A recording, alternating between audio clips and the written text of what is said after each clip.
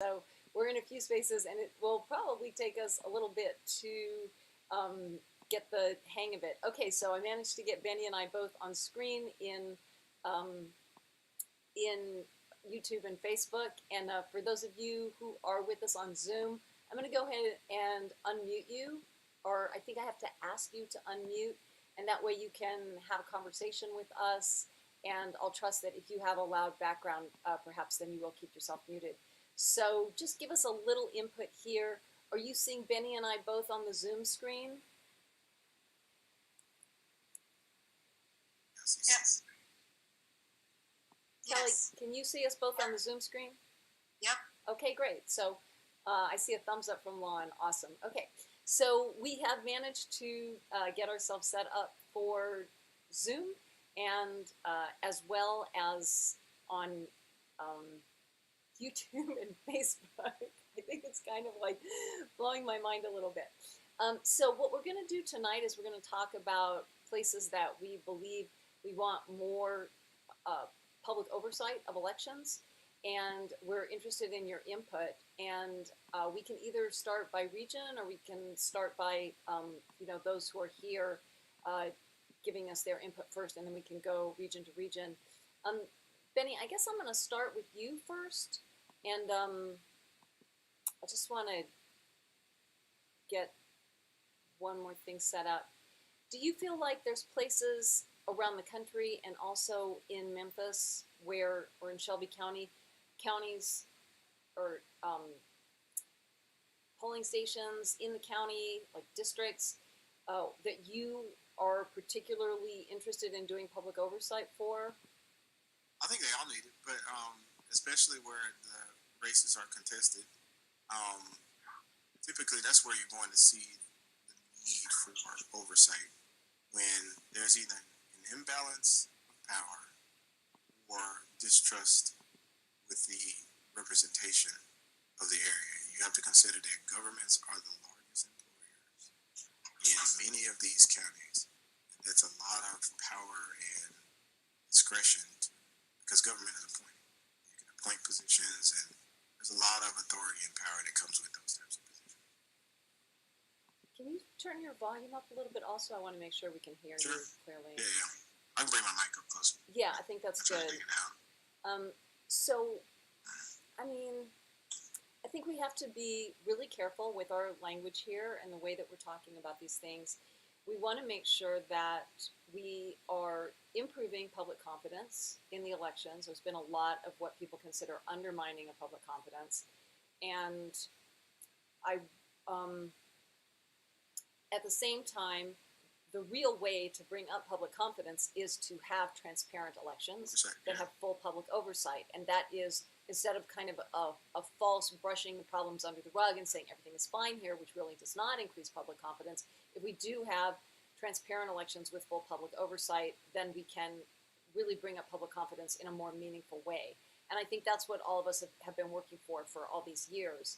And we are a little frustrated that we're not really seeing that take place. I had a back and forth with Philip Stark 2 weeks ago because we looked at press in very reputable publications like the Washington Post, which were saying that there are audits taking place that fully audit all the elections, and it's been in place for decades, and sort of talking about these things as though they are a real thing, when in fact it's really just a plan, if you would, a plan that's auditing experts like Philip Stark have developed, but that really have not been implemented in any meaningful way, except in a very few locations, and even those really have some pretty serious flaws.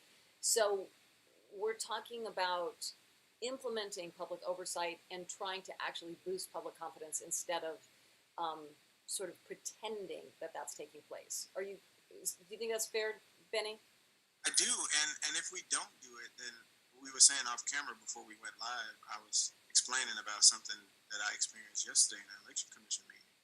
There are citizen oversight groups that are forming themselves. We were approached at our election commission meeting from a foreman of the citizen grand jury, and I have to do my homework, But from some of the documentation that I got from this organization, they were really honing in on the 2020 election. So there is a lot that has changed since the 2020 election, where there are a number of people that are now online and distrustful of the process. And the only thing you can do to meet that type of discouragement is through transparency. I think also though people at some point do get fed up and say, like, are we going to relitigate the 2020 election, for the entire rest of the decade, or are we going to move forward and try to have a transparent election in 2022 and 2024? Yeah, their eyes on it, even if the eyes are specifically for 2020, those people aren't going away. So if they're not settled with 2020, then they're going to watch 2022, 2023, 2024. So the only way that you can, I'm not willing to say they're wrong for being doubtful and distrustful. I think that I think we're at a tipping where somebody has to decide that public elections should look a lot more public. Well, when you say somebody has to decide, who is that who's going to decide? It's going to be a government agency or someone at the state level or someone at the local level. Because right now it's so tribal, where you have parties just retreating to each side, and the party who wins is usually the ones to say there's nothing to see here, and the party who loses is usually the one that thinks that there's something wrong, and there's something to be said for that. Yeah, I mean, we definitely have that here in New York. We actually have that whole perspective institutionalized, in the sense that the way that the audit was legally established in New York, there's a mandatory 3% audit of all the machines, of all the ballots in the machines, and it was intended to be a real audit. So you would have 3% of 3% of the ballots would be audited, and then if there were any problems, there's actually a legal escalation process where I think if it's off by more than 3 votes, it goes up to a 5% audit, and then I think 12%, 25%. I don't know those numbers exactly, but it escalates exponentially, or it escalates in a structured pattern until, if necessary, you do a full hand count audit. That's how the law was set up. But when it went to court, it was interpreted differently. And the way the courts interpreted it, this is in New York, the New York audit, both of the election commissioners with the highest number of votes, which is always the Democrats and the Republicans, both election commissioners have to agree to escalate the audit. And that never happens, because whichever election commissioner's party has won the election is not going to agree to an escalation. And so, in fact, even though we have this 3% audit of all the ballots, it is actually utterly meaningless, because no matter what they found, the commissioner who wins will not escalate the audit, and you never have a meaningful audit. And that's here in New York. And the times that that's changed now is because a new law got passed that mandates a full hand count if it's a 0.5% margin or less. So if it's as close as 0.5% or closer, then we do a full hand count audit. And they have started to actually do that. But that's relatively rare, and you can imagine the vast majority of elections are not being audited.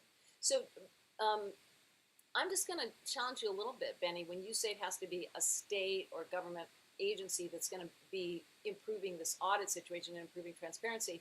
One of the main things that we're doing is trying to see what just the general public getting involved in this can do without government. Because I don't have any sense that government is really moving toward full public transparency. Do you? Yeah, I don't. I think that those organizations are doing their part. I don't. I think they are going to create. They're going to create the conflict that's necessary to bring about peace among the two situations. So they are being more confrontational, not violent. They're being more. They're being more of antagonists or agitators to say that this is not going to stay the way that it has been. And I think that's healthy, because they're just not going. We are the consent of the governed, and the governed is upset that they are not giving their consent, or it's not coming into fruition the way that they want it, and they're standing up about it. I think that part probably needs to. There needs to be more people who can do it in a civil way, but then that should pull the levers of your government agencies and organizations to not comply, but to be more cognizant of the fact that there are a good number of people that are distrustful of the process. So we have a comment here, and this is really interesting. I think I could put this comment up. Let's see, it's gonna block us a little bit. This is Matt Matt, I'm sorry, I don't know how to say your last name, but I think it's Lucine. I'm hosting a nonpartisan citizen exit poll on August 2nd. We the people are going to have to double check. So that's really interesting, and I think that there are quite a few different projects and organizations that are engaged in that type of work. And we are going to be also, and that's one of the reasons for this tonight. So Matt, keep us posted about your upcoming exit poll. We're interested in knowing more about that. And I'll try to, Bennie, can you keep it live? I'm keeping an eye on the chat for the YouTube and Facebook, and maybe you can keep an eye on the Zoom chat. Yeah, if there's comments that we need to read out there or put up. So I know there's other citizen exit polls, or I don't really like to say citizen exit polls because non-citizens can participate in this work as well, but public exit polls, there's one that Democracy Counts has been working on, which is a kind of a parallel count project that they have. In addition to they have another project where they photograph poll tapes. That's Democracy Counts. That's one organization. I know Scrutineers is working also, I believe, probably photographing poll tapes, although I'm not. Do you know what their plan is? Yeah, I know they did it in 2020, so I fully expect they probably will be back online.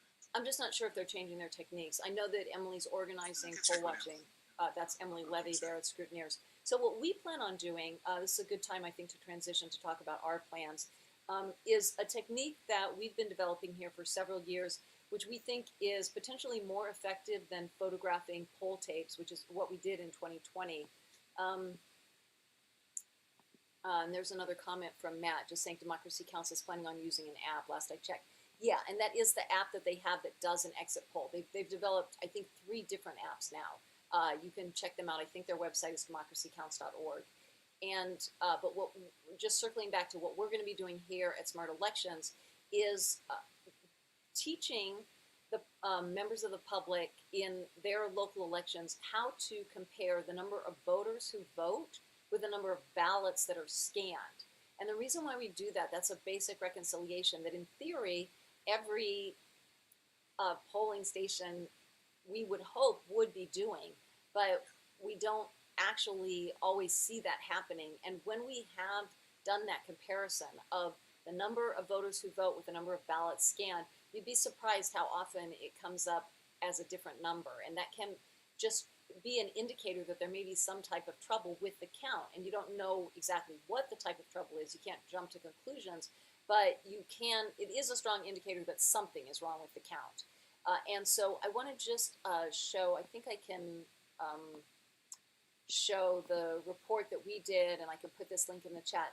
When we did a much smaller pilot project of this in New York in the 2021 primaries, and we found one polling station where it appeared that there were almost 700 more ballots scanned than voters who voted. And that's very problematic. You always want to have either the same number of ballots scanned or fewer ballots scanned than voters, right, Bennie? Can you explain to people why that is? Yeah, you should never. I think that's the reconciliation. It's a basic accounting function. I think that should happen already. I actually probably ruffled a few feathers into my meeting yesterday because I put on the record that I wanted all of that documentation myself because I was going to do it by myself if nobody else would. You should never have more participants than gave paper to vote. That just should never happen. And right. Let's just be. You get fancy with your language sometimes, but let's just be very, very plain spoken I'm going here. to it. More votes than voters is always bad. Yes. It's one person, one vote. So more votes than voters is always not bad. It's always a reason to look further. And so for those who are on the YouTube channel, I think our video just went out for a minute, but that's just because I'm about to share a screen with you. So I think, yeah, so we got the screen now. And let me see if I can share the screen on the Zoom also. I think, welcome other people. There's lots of more people who have started to join us now on the Zoom. So really excited to have you here. I think cameras on. Well, they can if they want. It's okay. I just realized I have to share on the Zoom screen, and then that'll go onto the YouTube channel. So bear with us. This is the first time that we've ever done this. We are broadcasting live on Zoom and on YouTube and Facebook. And the whole idea of that is to use equipment that's better than voting technology. The idea is to increase participation. So with you here in the Zoom, we hope that you'll be able to speak with us and and be more be more of active participants. So let's see if I can. I have the Zoom already hooked up, and then I lost it. So just give me 1 sec. So Bennie, keep explaining about how you want more. What the possibilities are when you have more ballots than voters. What does that possibly indicate? Right. So you can above board you can have spoiled ballots. A voter can walk into the polling place, choose to vote on a ballot, and then is given another ballot, and that ballot is spoiled. For one other reason or another, if that ballot isn't disposed of, then you'll have someone that has 2 votes potentially. You also can have it where if you're not reconciling the poll books or something happens to the poll books, that the person signing in, if you don't keep track of all the sheets of the people signing in, then you look at the tabulated results, there can be a discrepancy there, and you need to reconcile those. Those numbers should be very close to or explainable back to the remainder being 0. And I don't think there should ever be a time where you don't look at that. Given the fact that the way election equipment can function, it can do series of calculations that make the number of voters greater than the number of votes greater than the voters, and that is a weighted election feature that exists in all voting equipment. I'm just going to take a second here and I'm just going to try to solve our technical difficulties. I see a question that says, hey, we are listening, but you don't to watch me eating dinner. Fair. What? Fair. There's a comment in Zoom. Well, you can read it out loud and explain it, please. Fair point. Eat your dinner. There's somebody saying that they don't want to turn their camera on. I understand, but for our listeners on YouTube, and they won't understand that. I didn't realize it was a direct message, so I wasn't even supposed to read that one out loud. Okay, now the problem is that I've lost my Zoom screen temporarily, and so I haven't been able to figure out how to get it to go. I can't figure out how to get it to go back on YouTube. You've been hacked. No, I haven't. I just Okay, there, I got it. Okay. Pretty cool. Okay, so now I got back onto my screen for Zoom, and now I should be able to share it back on YouTube. For those of you who have been watching on YouTube, okay, I apologize. We had no video for you for a bit there, so that was just so you could experience what it's like to have a visual impairment briefly. And we should go ahead and do our visual descriptions, which we usually like to do for those who are watching with visual impairments. Do you want to go first, Bennie? Yeah, Bennie Smith, male black, low haircut, not wearing a dress shirt today. I have a golf shirt on, so I look like I'm a lot more relaxed than I should be. And I'm sitting in a nice comfy chair that I swiped from my conference room. And I'm sitting in front of 6 monitors, and I have 4 types of Rubik's Cubes behind me because I like solving puzzles. Oh my God, my mom was a huge Rubik's Cube person. So I can solve the first 2. No, I can solve 3 of the 4. Very nice. One of them is a decoration. Okay, I'm we should introduce ourselves. We haven't done any of our stuff because we've just been chatting here, and we're we're involved in some new technology, and so it's just thrown our rhythm off a little bit. But you was about to say you're Jamaican. We can absolutely get back on track here relatively easily, I think. And so we are, okay, and it's my turn to do my visual description. Yes. I'm Lulu Friesdat. I am the executive director and a co-founder of Smart Elections. And we are an organization that is working for secure, fair, accessible, well-administered, and publicly verifiable elections. Those are our goals. And Bennie Smith, who's with me here, is also an advisor to us. And do you want to tell just a little bit about your background also, Bennie? Yeah, I'm a weird technocrat, but also a software developer and a local Shelby County election commissioner. Super, and I still think you could turn your mic up some. That's just my personal opinion. Give you more volume. More volume. Okay, so this, so Smart Elections Forum is a forum that we have to really kind of keep pushing forward with issues that don't really get discussed in what you might call mainstream media, and usually not in a really even-handed way. We find one of the things we talked about at our last forum was just how disparate the media coverage is of something like hand count ballots, where the Republicans are really pushing for hand counting ballots now, and then kind of liberal media like Washington Post and CNN is just trashing that process, when in fact it can be a very useful process if it's done correctly with, with proper training and oversight. So we try to give you a more even perspective here. We're nonpartisan, and we are working with people across the political spectrum. And what our goal is for this evening is to try to get input from you about what elections, what races, what counties, what states you are particularly interested in terms of seeing more public oversight. And so we're just explaining the process that we've done with public oversight previously. We did have a pilot, and I'm going to show you now. I think I figured out, how to share my screen on Zoom instead of on StreamYard, which is what got me into trouble before. So, or maybe I'll just, I think the problem is that I keep going full screen with Zoom, and so it, there, okay. Now I can share my screen. Okay, this should work. StreamYard. Yeah, okay. Now are you guys seeing the, this is our website on Smart Elections, and this is the Transparency Pilot Report. And I will try to put the link for this into the chat.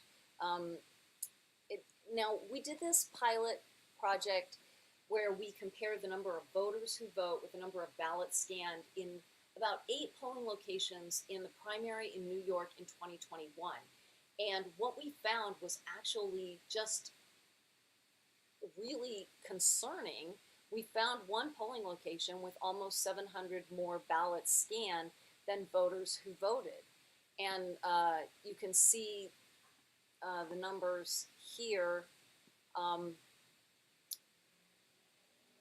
Are you seeing that, Bennie? Can you see down in this corner here? Can you see my pointer? I'm kind of circling this area. 1178, 980, and 698. Okay, so we counted how many voters, on the top row, we counted how many voters had signed in on the electronic poll books. And on the bottom, we counted the actual number of ballots that had been scanned by the scanners. And when we compared them, there were 698 more ballots that had been scanned than voters who had checked in. And we never did get an explanation from the New York Board of Elections, the New York City or Brooklyn Board of Elections, about why that was. Instead, they simply just shut down our, oh, wow, this is not showing up on YouTube, though. Wow. Feel bad for the people on YouTube. The people on Zoom are seeing it. So what I'm going to do is, so you've seen that if you're on Zoom, so I can stop sharing that. Yeah, and like Kelly said, Facebook too. Okay, and then so I can share that transparency report instead on for the YouTube crowds. Okay, so yeah, they're getting it now, and I can also just blow that up much bigger. I think. many screens you got? I got 2 different screens going. This is just an What? experiment. We're just seeing if we actually like broadcasting on I'm gonna Zoom. send you some monitors. I just have one monitor. I have one little laptop, Benny. I don't have 6 monitors like you. Need some. Okay, so this is the form that we use for people on YouTube and Facebook. This is the form that we used in order to compare the number of voters who voted, which was on the top row, with the number of ballots scanned, which is on the second row, and we came up with that almost 700 vote discrepancy. And so that's basically what we're going to be doing again in the coming election. But what we would like to do is to do that in a more robust way, meaning with more, in more counties, in more races, in more states. And we're really interested in your input about where we would do that. Okay, Ed has to run. Thanks so much for being here. So I think this is where we're going to start getting our input here. Are there people in the Zoom who are interested in sharing their ideas of where they'd like to see more public oversight? You could go ahead and just unmute yourself and speak up, or you could raise your, put a hand up, like a digital hand, so we can, start to get some input here. And I know I see some people who we know. Chris Bystroff has done a lot of work in this and also has done oversight up in Albany, which is Rensselaer County. Susan Shamblin is down in North Carolina. Paperboy Prince is running for office here in New York. So we definitely have some people on the call that are pretty knowledgeable. Buana has done a lot of work in Pennsylvania. So is anybody interested in sharing their ideas of where they'd like to see more public oversight? Hello, this is Ron. I was hoping that you can finish that thought, which was you were not able to get an explanation from the city, and you didn't finish the thought. What happened? We had a pretty much knockdown, drag out with them. We filed 4 separate public records requests, none of which they complied with, and then we asked this was for the New York City Board of Elections. We did this work in consultation with Bennie. As I said, Bennie is a security expert and an advisor, technical advisor to Smart Elections. So when we came up with these numbers with 700 more ballots than voters, almost 700, we said, Bennie, what should we look for? And Bennie said for us to get just the list of voters who had voted. You had a name for it, Bennie. Participating voter list. PVL, participating voter list. So we did a public records request to the New York City Board of Elections and the Brooklyn Board of Elections for the participating voter list for that polling location for every day. This was early voting and election day voting for that polling location, and they absolutely refused to comply. They first pretended that they didn't get the public records request, and then they pretended that they didn't understand it, and then they pretended that they didn't have it. And we went to the state Board of Elections, and the state asked them to give it to us, and then they still didn't give it to us. We got a letter from their lawyer basically saying, like, he didn't understand what we were asking for, which is just like, tell people how basic that is, the participating voter list. Yeah, it's so basic. We get it every day. I'm tracking it on my personal website. The only reason why I haven't done the one for today is because this is probably the biggest day that we had a turnout, and they haven't published it yet. But we are getting the names of every participant every day. This is of paramount importance for campaigns, because when they're knocking on doors and doing their get out the vote strategies, they want to remove the name of the people who have already voted so that they're not doubling their efforts. And if they want to send direct mails, if 100,000 people have voted to, then I may send 100,000 stamps to someone who has already participated. So they need these names. And I don't know of a state that doesn't do it. Well, New York City pretended they had no idea what we were asking for. They So basically, what happened is that we didn't get there was no way for us to figure out what those numbers are about. Why were the numbers off?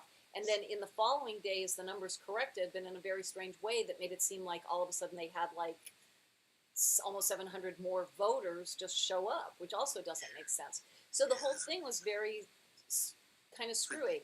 And that's one of the reasons that we want to continue to do this particular technique, and we want to expand it.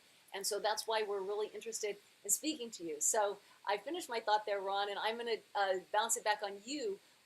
Are there particular races, counties, or states that you would be interested in seeing more public oversight? What are your ideas? Well, let's just keep in New York and take a look at Long Island. Long Island has a sort of unusual history in terms of the way the amount of money is being spent, even on local town and village races, and I think that that is a key indicator of where the pressure points are. So we should be looking at pressure points, see how we can legitimize the voting process, showing that whether you're a Republican or Democrat, you're being fairly counted. I love that idea. And are there particular election districts in Long Island that you would have us look at? Well, I don't know whether Nassau is worse than Suffolk, but I would assume Suffolk is where you want to take a quick look. That's interesting because I know in Suffolk also they had really bad lines, according to some of the people that we had checked in with. Legitimate, yeah. Yeah, okay, so those are great suggestions. And we have a Google form. Do you want to fill out the Google form and give us as much information as you can?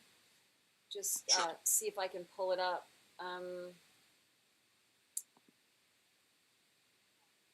Give me 1 sec. Anybody else want to jump in? What are the other places where you folks are interested in seeing more public oversight? Go ahead and just jump into the conversation.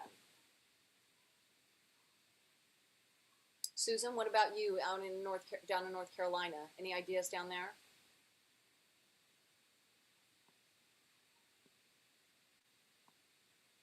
Maybe Susan's feeling shy. Chris, what about Chris Bystrup? What about you in New York? Well, I was going to ask about the one that you just talked about. What was that race? What would you think would be the motivation for somebody trying to, stack the vote? That was the huge mayor's race in New York City. That was a massive, incredibly important race that was very tight in a new kind of a new technique that we were using. This first time that the city had used ranked choice voting. That was a very significant race, absolutely. Well, why not keep that discussion going? I mean, where do you go if you get if you don't get any response from official channels and you have something that looks pretty damning? What do? I know you've gone to the press before and got a letter in, was it the New York Times? So I got quoted in the New York Times. And that was actually over a different issue. That was over, the New York City Board of Elections messes up all kinds of things. You know, they also, they messed up the ranked choice voting process. They actually included, I think, I don't know, it was over 100,000 test ballots. Test ballot, yeah. With the actual ballots. Who needs that many test ballots? Yeah, so the New York Times quoted me about that, just basically saying that I was fed up and it's time for them to get their act together. But we have not gotten any traction about this weird sort of discrepancy in this polling location in Brooklyn. And what the State Board of Elections told us, to be frank, was that we needed to sue the city. The State Board of Elections told us to sue the City Board of Elections. So, whether or not we have the resources or bandwidth to engage in a lawsuit, that's like a whole nother issue, but that is the next step. The next step is basically taking them to court.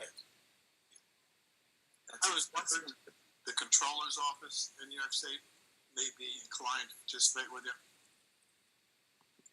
Talk to me about that, Ron. What do you think? Well, just pick up the phone and talk to Pete Gratis and see if this is a legitimate use of their resources, which I think it really does fit within their role of counting, reconciling, and auditing. And who would we contact again? The comptroller is who? That's the guy to start with. But I'm sorry, you're breaking up. What's his name? Yeah. Pete Gratis. Pete Gratis? Gratis. Just call the Comptroller's Office, you'll get the right person. Right. They're pretty open. And you think that they might help kind of lean on the New York City Board of Elections? Well, I think they actually have purview because they're the Comptroller's Office. They actually audit books and audit, the books of towns and villages. They may have purview here. We can find out. In my experience, one of the problems in New York is that the Board of Elections have almost complete autonomy. The local county boards of elections actually have autonomy even from the state Board of Elections. It is I have actually been at state Board of Elections meetings where they are talking about they themselves suing the local county boards of elections because they cannot get them to comply. The way that it is structured in New York is quite deliberately it's deliberately set up for the boards of elections to be almost completely autonomous and have there almost no accountability. And that's one of the things that the legislature is actually trying to change. The Senate passed a whole slew, I think a dozen new pieces of legislation to try to start to remedy some of the problems with the Board of Elections, but they couldn't get it past the Assembly. The Assembly just isn't willing to make these reforms. So let's just move on. I really appreciate that idea, Ron, and I will follow up on that. But I want to circle back to Susan Shamblin. I know she's in North Carolina. Susan, what do you think down there in terms of races, counties, or any particular part of the state that you feel needs more public oversight? I would think what's going on in Wake County with Lynn and her not being able to access the Board of Elections for oversight is to me, that's a big red flag. Yeah, she did. And I admit I'm more concerned about the audit stuff and just not having good audits. But what you're saying is, I think, a way to audit. In North Carolina, the canvassing is supposed to take care of that, and everything's supposed to be reconciled before it goes into the state. So I really don't know. Well, can you just explain that a little bit more? And we should fill in, those of us who are on this call, most of us know Lynn Bernstein and know the work that she's doing in North Carolina. But I think it's really important to be more clear about that. Do you want to, Bennie, you've been working with Lynn. Do you want to talk a little bit about what she's been up to? Yeah, she's been quite persistent. She goes down to the Board of Elections all the time, and they bar her from coming into a public building. That's just unconscionable. I think the last time she tried to watch like a count or something that was part of the public process, I think John Brakey was down there with. I think they called police on her. So, yeah, they did. This is Kelly. I can fill in a little bit here if you want me to. Yes, please. Because I was present for part of it. So, yeah, they were given trespassing citations, even though it's very clear on video that John went inside an open gate and came right back out. But there was an event going on at the Board of Elections at the time. It was clearly open. So it seems that this Wake County director, Gary Sims, has kind of had it out for Lynn for some time. And she talked about that in an interview we did, and then it's all in her lawsuit. But, it's just, and I actually went when they had the trespassing citation. I went with Lynn's husband, and I spoke after he did, and I have to say I was kind of intimidated because the buzzer went off before his 2 minutes were up, and then they escorted him out. They're pretty rough down there.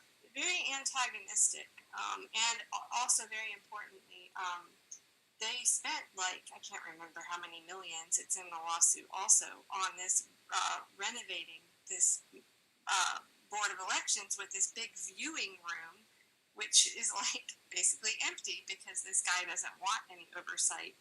So, there's another lawsuit down here too. I don't know if you guys know about Matthew Ho.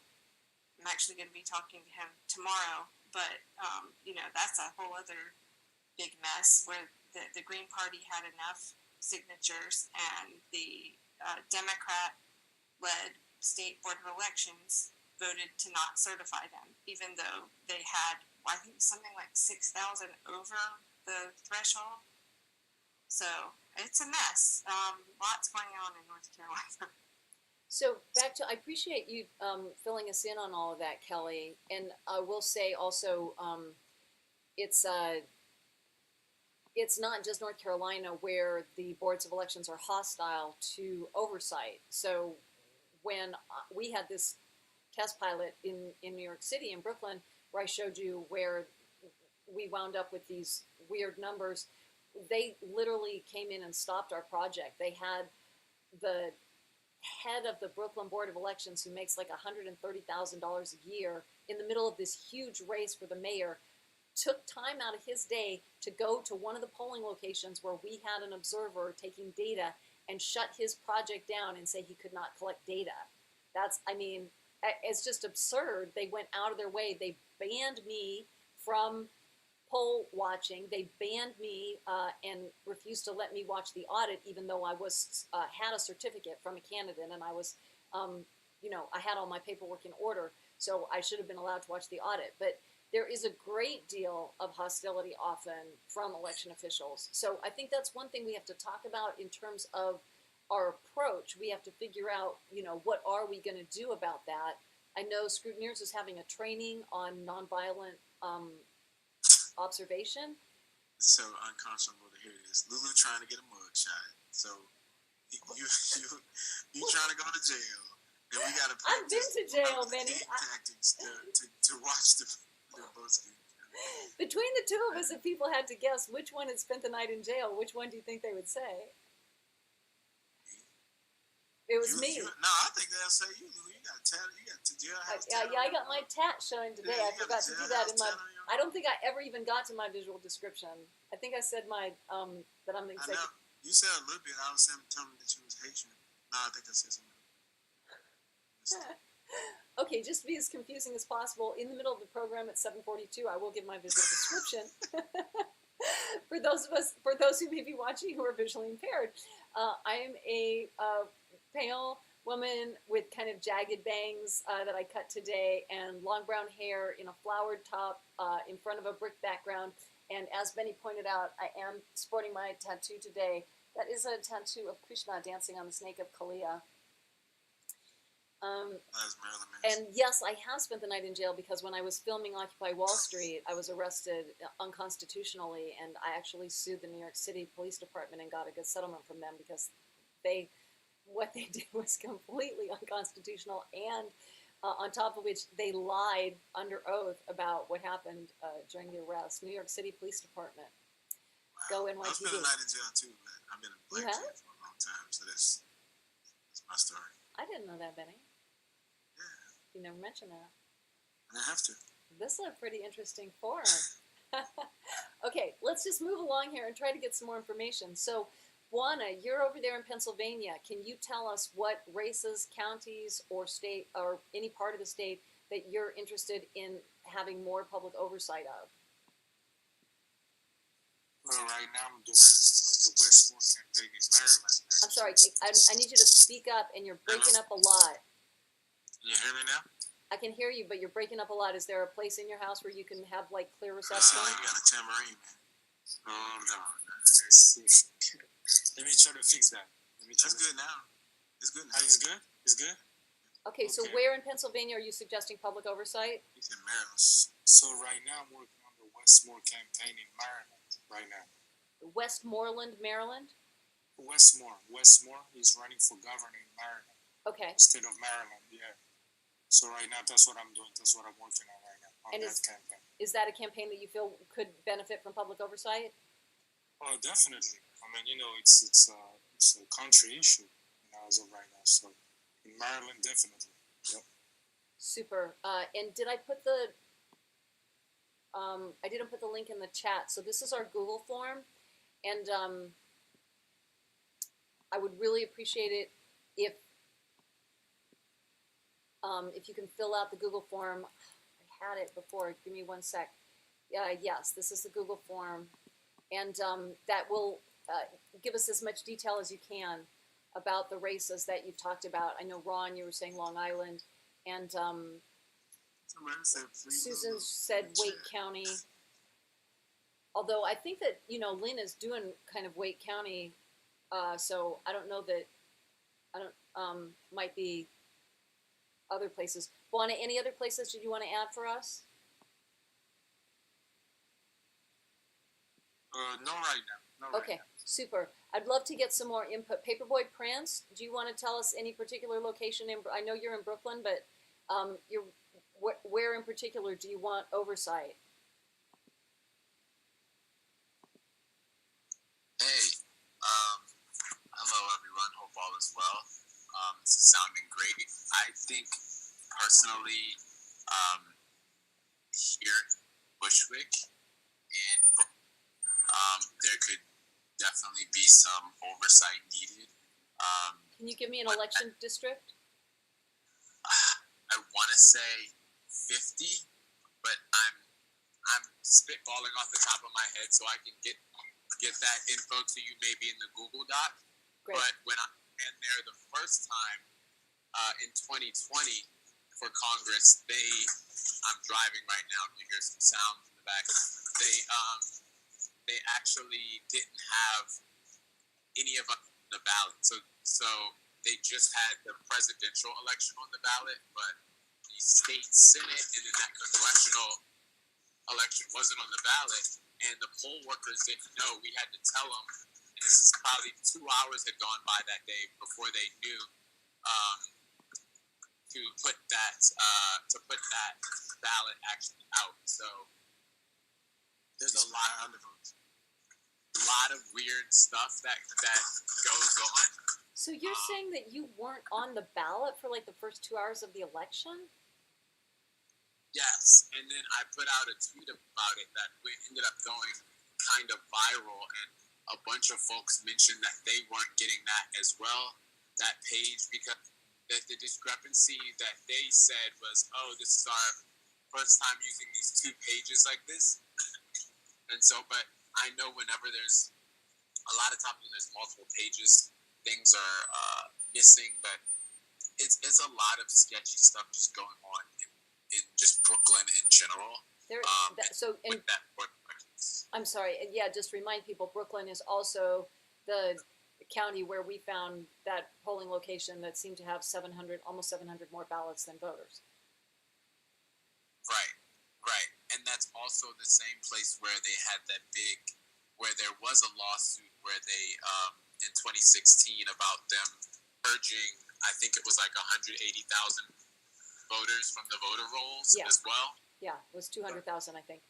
So let's move on. I want to get some more input here. So I put down Bushwick, Election District 50, and I look forward to more specific information from you on that. We're in touch, so that's great. Susan Shamblin, your hand is up. Do you have more information for us? Yes, I live in what would be a small county area that historically no one's ever been interested in. They look at the large places like where Lynn is in Wake County, Raleigh, the Charlotte area, the Durham area in North Carolina. And over the years, and I'm saying it like starting in 2000, but more from 2006, I think a lot of times there can be things happening in the smaller areas in the counties that people don't look at.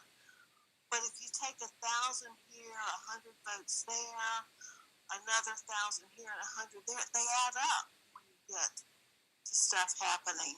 And I don't, I think about, I wonder if Bennie has any thoughts about that as having worked with elections. I know we look at the large places, but is there, no one wants to look at the smaller areas. And there's also a lot of, like he's saying, in the government, who gets contracts to do things and all. So I haven't done much because no one's ever interested in where I live. What is the county Susan, what's the county that you live in? I'm in Burke County. Burke County, Burke? Uh-huh. Okay, so that's one place. And now here's the kind of question that I'm going to start bouncing back at people. Would you be interested in doing public oversight in your county? I have done stuff in the county, and I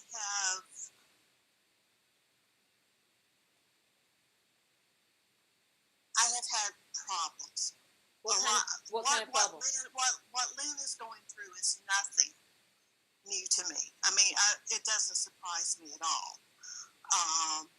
I mean, I used to go to every meeting, everything.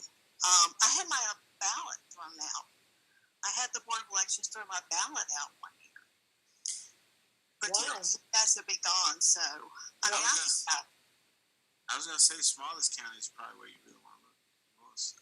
I know that when me and Bev Harris was looking at an investigation, it was like one consultant made like $900,000 off of an elections department that had like 30,000 registered voters. So it's a lot of money because you're still collecting property taxes, ad valorem taxes, a lot of money that comes in with a small amount of oversight and control, and they can be a lot more domineering. And it didn't surprise me that you said that you're having experiences like Lynn Bernstein. Like, she's in a high profile area where they just have malice there. But these smaller counties, it can be pretty treacherous too. So, Susan, would you be willing to try again to do oversight in Burke County? What's a reinforcement? Bennie will personally walk with you. What's a reinforcement? I will tell you, I'm thinking about what Scrutineers is doing. The person that is running for the sheriff position in the county bragged about being who he supported for president and who he voted for 2 years. I'm trying not to be partisan here, but there's only one running. And there's been a recent article about bringing the county sheriffs out and the polling situations. I will admit that part of me, and I've talked to other people in the county, the concern, of black voters going to certain precincts and all. We're concerned about violence. We're concerned about people with their guns there. I admit, I'm honest about that, and I'm upfront about it. I'm concerned. I'm concerned in this county.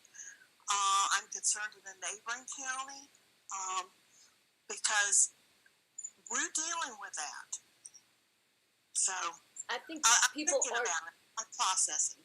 People are very worried about violence, Susan, and that is one reason why we need more poll watchers and more poll monitors. So I think, to Bennie's point, if you had reinforcement, if it wasn't just you, but say there were 5 people that we were able to find in Burke County to work with you to monitor and support each other, is it something that you would feel up to trying? Yes. Great. Excellent.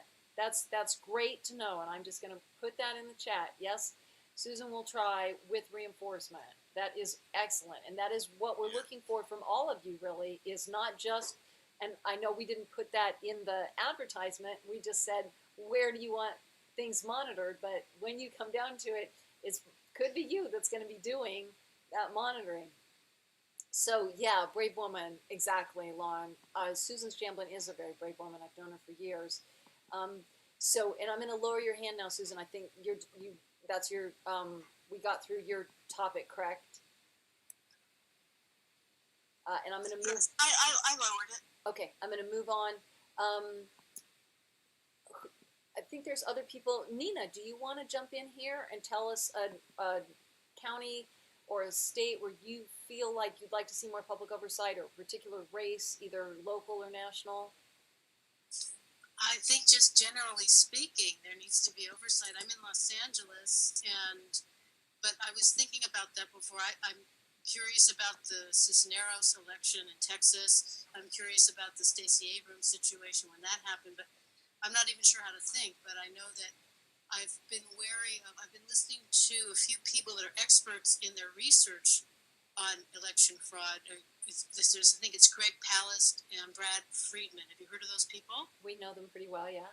Okay, so I'm on track, but I really haven't given it enough consideration, but I'm trying to tune in and even know how to think about it. I mean, wherever you can hopefully get public to feel safe in observing the elections. I mean, it was, whoever thought of that was a concept, So I think it's important for us to be vigilant. I'm not sure what to do.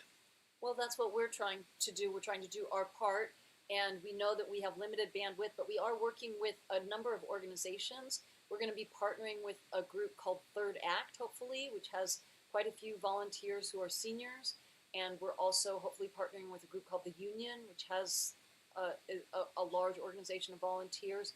And so we're trying to take the techniques that we've developed in these small pilots and roll them out with larger organizations. But we are, of course, not going to be able to monitor every race in the country. And that's why we're trying to get a pulse on where, people believe there needs to be a little bit more sunshine. So appreciate those two inputs, Cisneros in Texas, Abrams in Georgia. But it's also the machines that are used, because there's no uniform machine. So that being said, you never know what could go wrong and what to trust depending on the election. Like in my area, I think they had new ones, and you're wondering if they're going to work. Yeah, you're in Los Angeles, so you guys got those new VSAP voting solutions for all people machines, and our understanding is that it was a bit of a disaster. There were 3 to 4 hour lines. They had a lot of problems, I think, also with other sort of technology that was, the matching technology. I think it was maybe the electronic poll books from No Ink. They had a lot of technology problems. So yes, there are other issues. $1 million on 3 million, I think, more than 3 million, right? We just spent $1 million getting more. I just vote by mail now. That's almost a given. Right. I think a lot of people in California do. Would you be open to doing some poll monitoring in LA, where you are? I may. I think it depends on how safe it would be. But yeah, I'd consider it, or at least perhaps, yes. That's great. Yeah, super. So we're really excited to hear that, and I'll put you down as a maybe. Did you see the link for the to fill out? So if you continue to do your research, you can keep filling out that Google form and sending us more information. We're just starting to compile this, so we're okay. This is just our first form on this, and we're going to be sending that Google form to a lot of people and trying to get as much input as possible. So grab that Google form out of the chat, and I'm going to put you down for maybe a yes in LA, and that you'll keep in touch with us, Nina. Will you keep in touch with us? Yes. Super. Thank you so much for being here. Really appreciate it. Can I say something? This is John Suter. Oh, yeah. Jump in, John. I apologize. I had to step away for a little bit. I didn't know Paperboy Prince was on the chat here. I met with him a few times. Hi, Paper. I live north of Philadelphia, and I got interested in the New York mayoral race. And I think I had been on one of your previous Zoom conferences and suggested that maybe we try some structural solutions. I've always been suspicious of the technology ever since they started using computers to count votes, because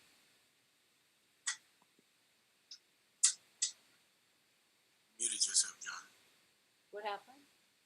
Muted himself. You're on mute by accident, I think, John. Yeah, sorry. Okay, can you hear me? Yeah, we can hear you, yeah. Computer systems. Yeah, I think the computer systems, I've always been suspicious of those, because the system is only as strong as the weakest link.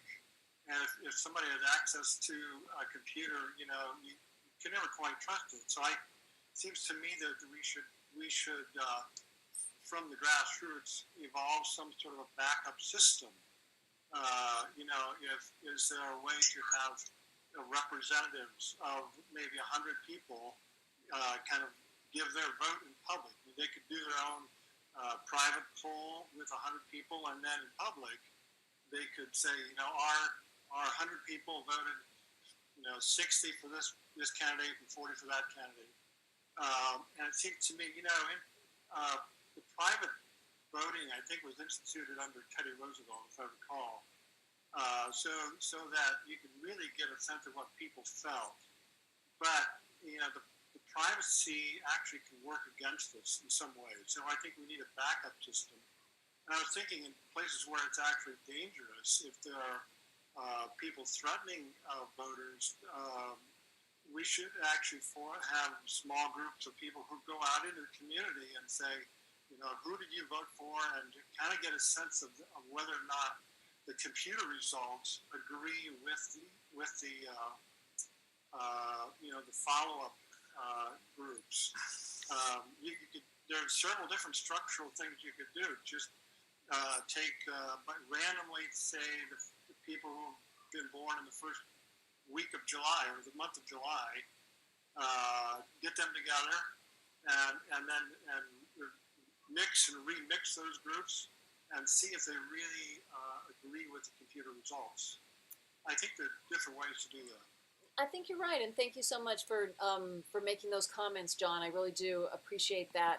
And I think that there are actually quite a few groups that are working on that exact type of demonstration that you're talking about to different degrees. I think the Democracy Counts is probably the closest one.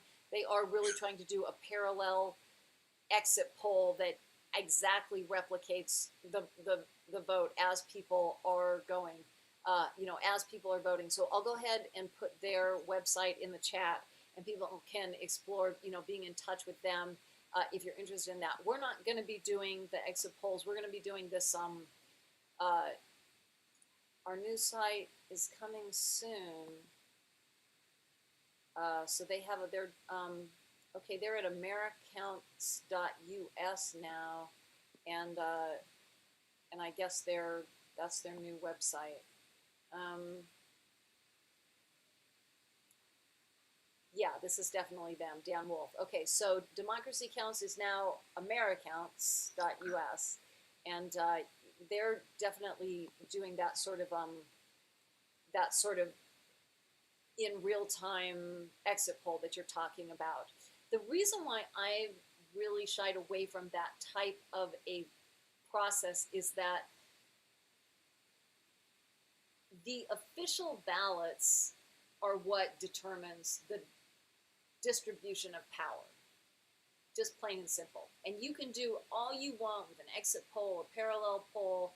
We had really, really good exit polls in this country for decades. And as soon as they started to not agree with the actual results, then the exit polls, yes, first they were adjusted and then they were basically discarded. And now they're not even considered reliable anymore, even though the process is quite meticulous and, as far as I understand it, has only improved and not changed. Yeah, I've been thinking about starting a polling firm just because of that. You've been thinking about what? I think we have to build in some privacy so that during an exit poll, a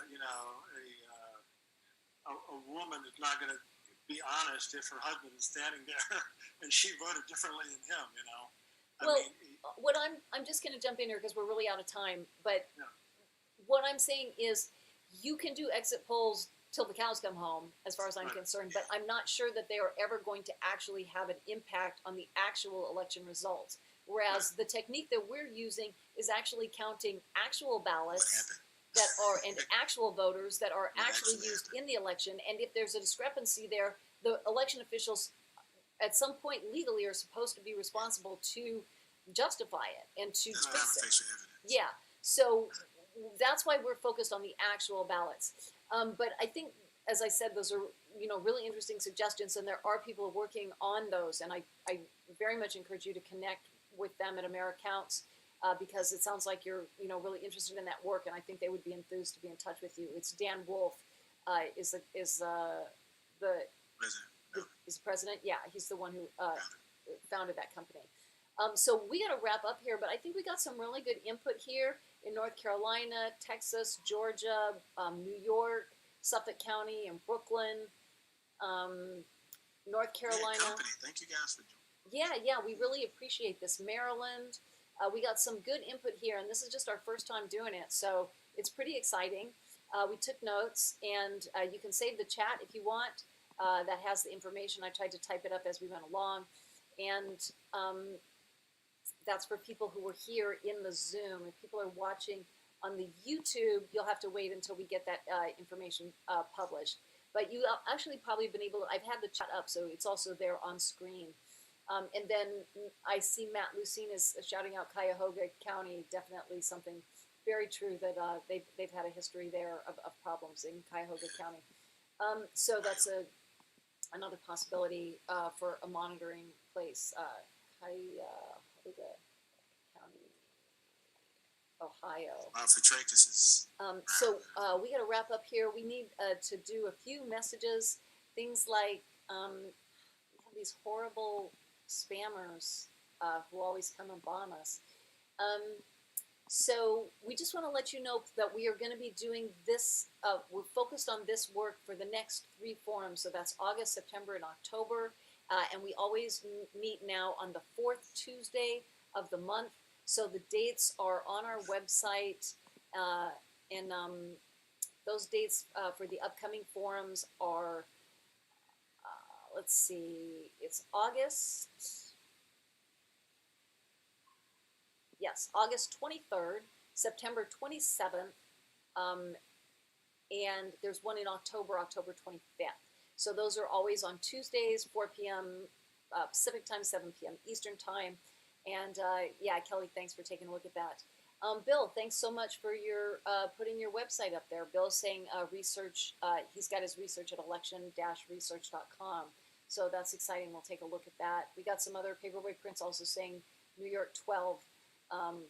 That's a good point. It's a good good district to take a look at. Had a lot of issues in 2020, and of course the District 22 in New York. I'd say that'd be a pretty good one. They had a horrible race up there that had just that had problems in every single county that was involved in that district. In the race, I think the last year or 2 years ago. So we do hope that you will sign up and join us in the coming months. I just told you those dates: 4th Tuesday of the month, August, September, and October. You see, Benny, he's jotting that down in his calendar. Yeah. We'd like you to do the same thing. Marking them down. Write those down. Please join us, and we're going to be working to really make this a reality so that this monitoring does take place. And the easiest place to sign up for that is on the Mobilize site. And let me just pull up the Mobilize site, and I'll put that into the chat. I think that's our Mobilize site. And yeah, you can sign up for those in advance. And then when if we do the Zoom again, then you'll be able to sign up on Zoom as well. So sign up for those dates in advance. Future forums. It's the 4th Tuesday of the month.